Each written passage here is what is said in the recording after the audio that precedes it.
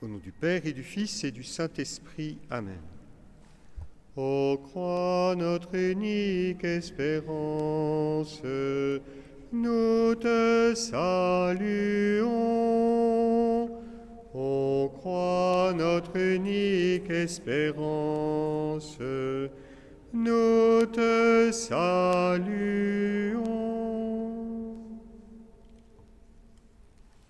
Du Père et du Fils et du Saint-Esprit. Amen. Heureux de vous retrouver. Voilà, certains qui viennent pour la troisième fois, d'autres qui la deuxième, d'autres la première, et puis il y en a qui nous suivront sur YouTube. Voilà, je suis heureux de retrouver par anticipation. Donc nous formons toute cette communauté que aujourd'hui les moyens électroniques et autres nous permettent d'élargir. Donc nous poursuivons notre lecture de l'Évangile selon saint Jean. Comme je vous le disais hier, nous pouvons suivre la passion de Jésus depuis le premier chapitre jusqu'au chapitre 20, autant 21. Autant chez ce qu'on appelle les synoptiques, Matthieu, Marc et Luc, il y a des séquences narratives, des récits qui se suivent de façon peut-être plus immédiatement accessible. Voilà, les événements se suivent et Jésus entre dans la passion, il annonce sa passion, il entre dans sa passion. Il y a un procès qui n'est pas vraiment un procès, mais la confrontation qui va le conduire à la condamnation, la passion elle-même, et puis la mort sur la croix. Chez saint Jean, le procès commence dès le début. La décision de tuer Jésus arrive très tôt, et dès le prologue, il est dit que le Verbe s'est fait chair, mais le Verbe est venu dans le monde, et le monde ne l'a pas accueilli. Donc il y a eu ce refus qui était manifesté de la part des hommes, et ce procès est permanent dans l'Évangile selon saint Jean. Et on a des surprises en lisant l'Évangile, comment Jésus vit déjà le mystère de sa passion bien avant d'y entrer. Il y entre, nous dit saint Jean, c'est au chapitre 13, nous en parlerons cet après-midi.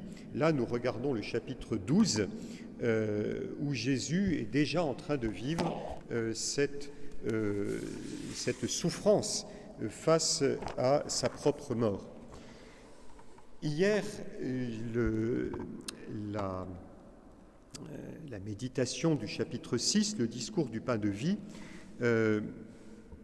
nous a permis de prendre conscience à quel point Jésus veut que nous ayons la vie au sens le plus concret, que la vie, elle intègre toutes les dimensions de notre être, jusque dans notre corps, et pour cela, il va donner sa vie. Le bon pasteur nous a montré comment Jésus va prendre les moyens pour nous conduire à sa vie. Et ces moyens, c'est le pasteur qui librement va se donner. Eh bien, aujourd'hui, de façon plus précise, chapitre 12, versets 20 à 36, Jésus montre comment il va lui-même s'engager jusqu'à la mort. C'est le mystère de la mort qui, paradoxalement, va donner la vie, ou plutôt la mort de Jésus. La mort elle-même ne donne rien, mais c'est la mort de Jésus qui a une mystérieuse fécondité. Nous allons donc nous arrêter sur la réalité de la mort de Jésus. Ce texte que nous lisons aujourd'hui fait suite à l'entrée triomphale de Jésus à Jérusalem. La foule a acclamé Jésus comme roi, et il y avait dans cette foule des Grecs, c'est-à-dire très probablement des craignants Dieu, des personnes qui n'étaient pas de famille juive, mais qui étaient intéressées par la religion d'Israël et qui voulaient, elles aussi, adorer le Seigneur, et qui étaient admises pour présenter des sacrifices au temple. C'était des gens qui s'intéressaient à la loi. Et donc, connaissant la loi de Moïse, ils étaient à même d'entrer dans cette attente messianique. Et il y a cette très très belle demande des craignants Dieu, donc des Grecs, qui disent « Nous voulons voir Jésus ». Et Jésus ne va pas répondre de façon directe, mais il va profiter de cette question « Nous voulons voir Jésus » pour tout de suite nous placer devant sa mort. Voici venue l'heure où doit être glorifié le Fils de l'homme. Alors je vais revenir sur ce thème glorifié, parce qu'évidemment, glorifié ne veut pas forcément dire que Jésus va mourir. Je fais aussi un petit rappel pour situer dans l'Évangile les grands prêtres et les pharisiens sont déjà décidés à tuer Jésus, chapitre 11, verset 53, et, autre détail important, nous sommes 5 jours avant Pâques, chapitre 12, versets 1 et 12. Donc, nous entrons déjà dans le temps de la Passion. Voilà, il n'y a plus... Ça fait partie du rituel. C'est bien d'avoir des rites, des points de repère. Voilà, j'espère que vous arriverez à bien entendre, en tout cas, ceux qui regarderont sur YouTube, je pense, entendront, ça ne changera rien. Je vais décliner mon propos en trois temps. Tout d'abord, la question de l'heure où Jésus va être glorifié. Ensuite, la passion elle-même. Et c'est toujours en troisième qu'on a le cœur de l'enseignement de Jésus, l'élévation. Cette idée de l'élévation qui est vraiment très importante pour comprendre le sens du Vendredi Saint. Tout d'abord, la question de l'heure de la glorification. C'est davantage un point introductif. Voici venue l'heure où doit être glorifié le Fils de l'homme. C'est un point introductif, mais qui est fondamental pour bien se pénétrer de ce qui va suivre. Jésus, au long de l'Évangile, nous parlait de l'heure qu'il devait vivre. L'heure, une heure particulière. Quelle est cette heure mystérieuse? Vous vous souvenez, les noces de Cana. Quand Marie, en bonne mère de famille, les mères de famille voient tout, les femmes en général sont au courant de tout. Les enfants du catéchisme, quand on parle par exemple, on parle des péchés, on parle de la gourmandise, le fait d'aller piocher un bonbon dans le pot où il y a 300 bonbons, mais l'enfant en prend un, et l'enfant, hasard, sa maman s'en rend compte. Alors ils sont tout étonnés. Et je les regarde et je leur dis, vous savez, les mamans voient tout. On ne peut rien leur cacher. Alors ils font. Ils savent. Voilà. Alors Marie, la Vierge Marie, elle voit tout. La fête se déroule, tout se passe bien, mais elle a l'efficacité d'aller voir Jésus en lui disant, ils n'ont plus de vin. Alors, c'est un texte qui est très important, que j'aurais presque pu prendre aussi pour parler de la Passion. Ils n'ont plus de vin. Et Jésus lui dit, alors, femme, que me veux-tu? C'est une traduction, je sens tout ce qu'il y a derrière votre intervention.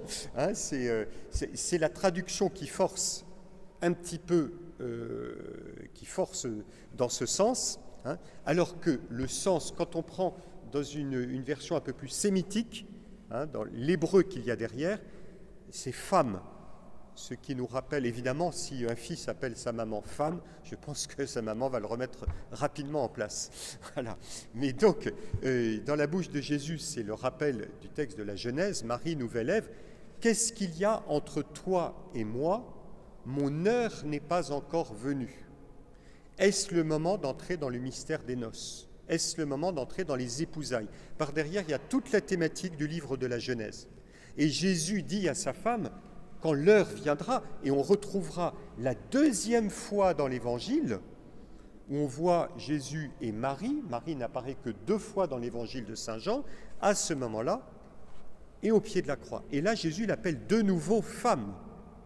Alors là, on se dit que quand Jésus est sur la croix, autant on peut se dire qu'il est un peu impertinent quand il est à Cana, et là, sa maman aurait pu le recadrer, mais en fait, Jésus le disait avec ce sens très profond, femme, tu es la femme par excellence, celle par qui la joie des noces va pouvoir venir, celle qui veille à la joie des convives.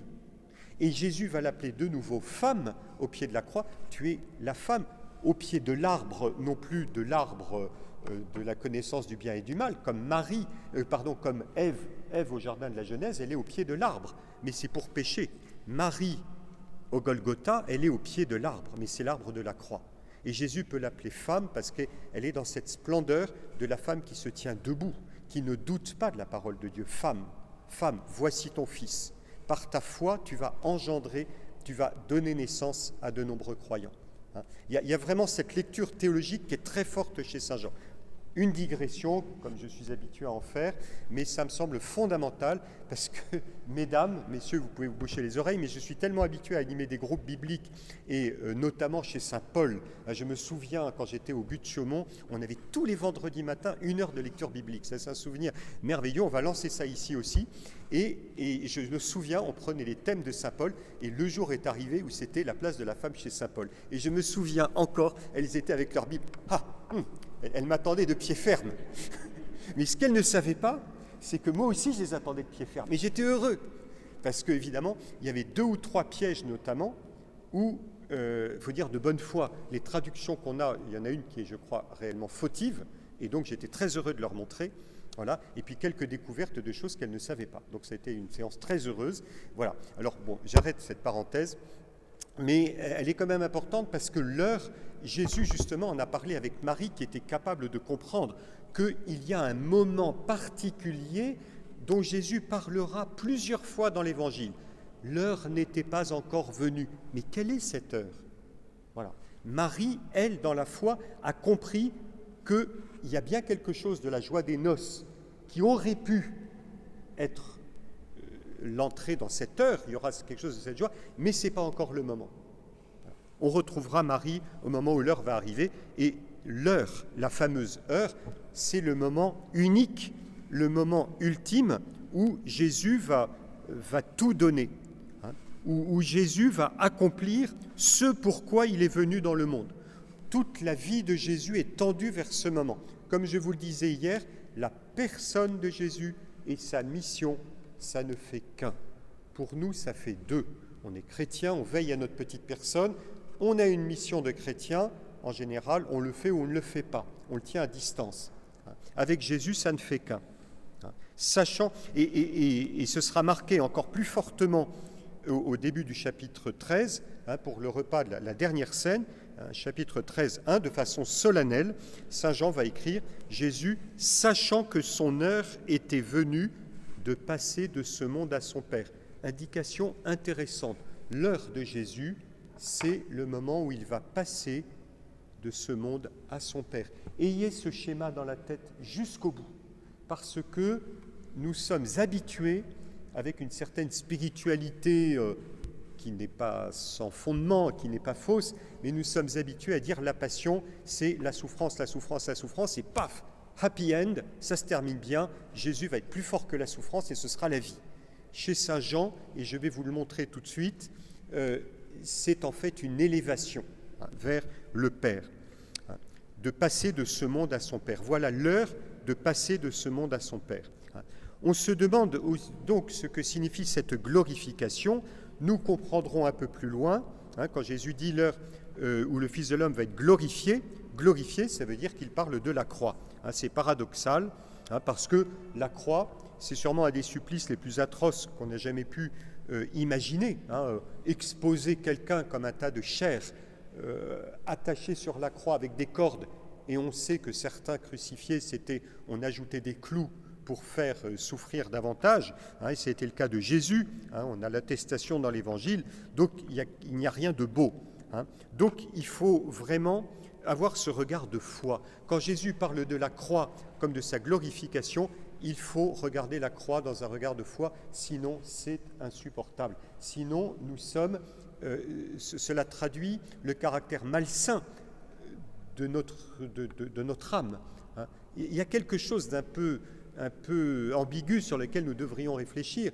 On est un peu spontanément attiré par la souffrance, non pas parce qu'on trouve ça bien, mais quand il y a des images affreuses, il y a un séisme, il y a des gens qui souffrent, dans les journaux, on va montrer les photos, et le regard n'y échappe pas. Mais ça veut dire que ce mal qui s'expose dans le monde a bien un écho dans notre cœur. Un cœur pur, comme dit le psaume, l'homme juste ferme les yeux pour ne pas voir le mal. Regardez sur l'autoroute, il y a un accident, mais on est tous pareils, c'est animal, c'est absolument animal. Moi, c'est pareil, parce qu'on veut savoir, et donc on s'arrête et on regarde. C'est pour ça d'ailleurs que les crucifiés étaient mis à l'entrée des villes, parce que obligatoirement on les voyait. Et on disait comme ça va, toutes les velléités de révolte ou de rébellion, ça calmera les éventuels révolutionnaires. Donc il y a ce regard, il y a cet écho du mal qui est exposé dans notre cœur. Voilà. Donc quand on voit la croix, si je me contente de dire la croix, quand l'Église nous donne la croix comme le signe des chrétiens, je joue le paradoxe, mais le paradoxe est celui de la foi. L'Église ne nous montre pas simplement celui qui est crucifié. Elle nous montre celui qui est ressuscité, celui qui donne sa vie à son Père. Et ça passe par la souffrance atroce de la croix. Mais si ce n'est que la croix, alors c'est insupportable. Et c'est-à-dire que les chrétiens sont des gens malsains. Et au risque de vous choquer, je donne raison à des athées comme Nietzsche, qui disait « Regardez les chrétiens, ils sont attirés par ce qui est bas, ce qui détruit, par la souffrance. » C'est quelque chose de très malsain. Et je pense que la critique était assez juste. Je suis prêt à en discuter. Mais je vois avec le père Courreau, voilà, mais peut-être qu'il n'est pas totalement en désaccord, hein, mais c'est des sujets de discussion. Moi, je ne vous cache pas, c'est quand même amusant de citer Nietzsche un vendredi saint ici, mais il y a une critique qui n'est pas fausse. Hein. Quand Nietzsche disait, il croyait en la puissance de la vie, alors c'est complètement païen, parce que c'était une vie qui était celle de la puissance de l'homme, mais les chrétiens peuvent lui répondre, mon ami, cette puissance de vie, elle est dans le cœur de Jésus, elle est plus puissante que celle du surhomme, parce qu'elle ne s'appuie pas sur l'homme qui veut s'assurer par lui-même, c'est la puissance de la charité, de la vie de Dieu. Mais méfions-nous de ce côté malsain. Quand je montre la croix aux enfants du catéchisme, je leur pose la question, qu'est-ce que c'est? Alors il dit, c'est Jésus qui est mort. Et on essaye d'aller plus loin. Vous imaginez que je vous présente vraiment Jésus mort comme c'était? Ça devait être insupportable. Il fallait vraiment la foi de Marie et de Jean pour tenir debout. Hein. Puis des saintes femmes qui regardaient de loin. Hein. Mais il faut ce regard de foi. Hein. Et le regard de foi faisait qu'à travers ce supplicié, et c'est une image qui n'est pas belle, même Jésus, c'était pas beau, hein, comme dit Isaïe 53, il n'était ni beau ni rayonnant pour attirer notre regard. Hein. En réalité, on voit au fond de lui cet élan du cœur qui est toute sa beauté, qui est toute sa gloire, qui est il passe de ce monde à son Père. Ayons un regard de foi. Hein. Et la conclusion pour les enfants du catéchisme, c'est quand vous regardez la croix, vous regardez le crucifié ressuscité. C'est parce que Jésus est ressuscité qu'on a pu avoir l'audace de représenter la croix. D'ailleurs, dans l'histoire des représentations de la croix, on a représenté une croix glorieuse, une croix dorée, à l'époque byzantine. Après, on s'est mis, à l'époque carolingienne, à l'âge roman, à représenter un Christ, mais très paisible, sacerdotal souvent.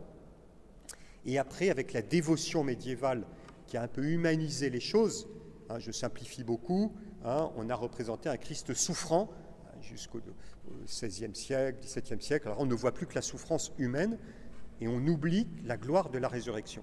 Là, je donne raison à nos amis orthodoxes, hein, orientaux, qui d'ailleurs ont su aussi parfois exprimer cette grande souffrance, mais qui n'oublient jamais que c'est dans la lumière de la résurrection.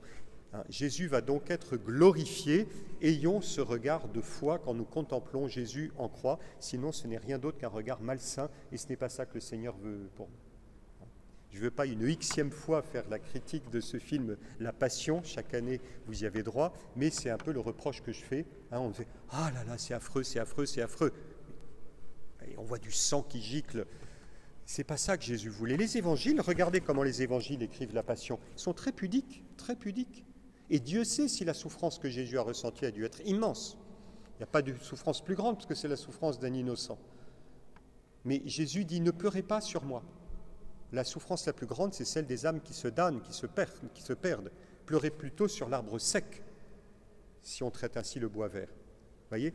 Donc, sachons orienter notre regard comme Marie, comme la femme, au pied de la croix, hein, comme Saint Jean. Voilà. Jésus va être glorifié. Alors, deuxième point, la passion de Jésus. Et c'est là qu'il y a cette petite phrase sur laquelle je vais m'arrêter. Jésus déclare: si le grain de blé tombé en terre ne meurt pas, il demeure seul, mais s'il meurt, il porte beaucoup de fruits. Alors, attention, ce n'est pas simplement une maxime de la sagesse humaine qui diront après la pluie, le beau temps, le grain de blé meurt, c'est très triste, mais après il y a la vie. Non, Jésus, il y a suffisamment de maximes dans l'Ancien Testament, il y a des proverbes, ce n'est pas l'intérêt de Jésus. Jésus rappelle cette maxime, qui était peut-être déjà connue, pour désigner ce qui va se passer pour lui, sous la forme d'une petite parabole, en disant que ce mystère de la passion va être porteur d'une fécondité. Il y a une fécondité. Alors, cette image du grain jeté en terre, évidemment, elle est déjà présente dans l'enseignement de Jésus. Vous pensez tous aux paraboles du semeur. Voici que le semeur est sorti pour semer, du grain qu'il a semé est sorti du grain à raison de 30, 60, 100 pour 1. Et il faut avoir présent à l'esprit les paraboles du semeur pour comprendre ce que Jésus dit, si le grain de blé tombé en terre ne meurt pas. Donc Jésus est lui-même ce grain. Il est à la fois le semeur, celui qui va répandre la parole généreusement, mais il est aussi ce grain qui va être jeté en terre par son incarnation, par sa proximité avec les pécheurs, et puis par sa mort. Et donc, on comprend petit à petit, en ayant entendu toutes les paraboles, il faut se dire que Jésus qui dit ça au temple de Jérusalem s'adresse à un public qui se souvient des paraboles. Ils ont entendu les paraboles que Jésus a données dans son enseignement. Il a dû les redire plusieurs fois. Donc les gens voient bien que Jésus parle de cette fécondité. La question, c'est pas est-ce que le grain de blé va nous être donné, c'est nous, est-ce que nous serons la bonne terre pour que le grain puisse donner du fruit, pour que cette récolte puisse se faire. Il donne beaucoup de fruits, finalement ça dépend de l'auditoire. C'est une manière pour Jésus d'interpeller l'auditoire, de dire attention, ce qui va se passer pour moi, ma souffrance, c'est pas uniquement sur moi qu'il faut avoir le regard, c'est sur vous. Est-ce que vous êtes prêts à accueillir ce grain de blé ? Mais, ajoute Jésus, c'est le deuxième point sur la passion, c'est maintenant mon âme est troublée. Voilà. Après avoir dit aux gens, voilà, c'est le grain de blé, il va être jeté en terre, est-ce que vous êtes prêts à l'accueillir ? Quelles sont vos propres dispositions ? Il dit, actuellement, moi, donc le petit grain de blé, mon âme est troublée. Alors ça, c'est un passage très très important, le trouble de Jésus. Jésus est face à sa mort. Il la ressent déjà physiquement dans son corps, dans son âme. Chez saint Jean, comme je le disais tout à l'heure, nous n'avons pas de récit exactement semblable à ceux des synoptiques, comme on le dit, Matthieu, Marc et Luc. Il n'y a pas le récit de l'agonie à Gethsémani, cette prière de Jésus qui souffre à Gethsémani, mais on peut dire que ce récit est l'équivalent de l'agonie. Le terme d'agonie, je vous rappelle, agone, le combat en grec. L'agonie, quand quelqu'un vit son agonie juste avant sa mort, c'est le dernier combat face à la perspective de la mort qui est toujours effrayante. Et donc Jésus connaît cet effroi. On peut dire que c'est l'agonie chez saint Jean. Jésus est troublé jusqu'au fond de lui-même, à tel point qu'il s'écrie « Père, sauve-moi de cette heure », alors qu'il a voulu, il est là pour ça. L'heure, voici venue l'heure. Jésus va accomplir sa mission. Il s'y donne totalement, librement, comme je vous le disais hier. Et pourtant, il a cette ultime prière, « Père, sauve-moi de cette heure », parce que nous prenons conscience que l'heure, que le moment où Jésus va accomplir notre passion, ce ne sera pas uniquement « je vous aime beaucoup, je vous aime beaucoup, je vous aime beaucoup », mais c'est « je vais entrer moi-même dans l'effroi de votre mort. Je vais entrer moi-même dans cette souffrance qui est celle de toute l'humanité. » Jésus ne se met pas du côté de Dieu qui nous surplombe et qui nous aime de haut, il se met du côté de l'humanité qui ressent jusqu'à l'effroi cette réalité de la mort. Ça, c'est sûrement un de mes leitmotivs, je sais, chaque année je le redis, mais nous voyons trop souvent la passion sur le mode « Dieu nous a aimés », Dieu vis-à-vis des hommes, Dieu qui aime les hommes, Dieu qui aime les hommes, et on le dit comme si, parce qu'on a l'impression qu'on n'arrive pas à toucher le but. Alors Dieu nous déverse un amour, il déverse plein d'amour, mais ça reste au-dessus de nous, et ça ne résout rien. Parce que Dieu n'a cessé d'aimer l'humanité depuis l'origine, et même avec Jésus. La grande nouveauté de la passion, elle nous est dite là, c'est que dans la Passion, Jésus ne va plus se mettre du côté de Dieu qui aime l'homme, il va se mettre du côté de l'homme qui se tourne vers Dieu et qui a tellement de mal à le faire, parce qu'il est face à sa fragilité. Nous avons du mal à retrouver le chemin vers Dieu. Ceux qui suivent la formation sur le Fils prodigue, sur le salut, il y en a quelques-uns, je crois, parmi nous. Vous vous souvenez, je vous avais dit, le Fils prodigue, lui, il est allé jusqu'au pays de la dissemblance, jusqu'à très loin. Il a fallu retrouver le chemin vers le Père. Alors c'est très bien que le Père aime son Fils. Le Père aime le Fils. Tout le temps, il attend le Fils. Mais le Fils, lui, il est tout seul. Il est dans l'effroi de cette solitude. Alors quand Jésus dit « Mon âme est troublée », je crois qu'on peut dire Jésus se met à côté du Fils prodigue. Il est à côté de lui. Voilà, allez mon gars, t'as du mal,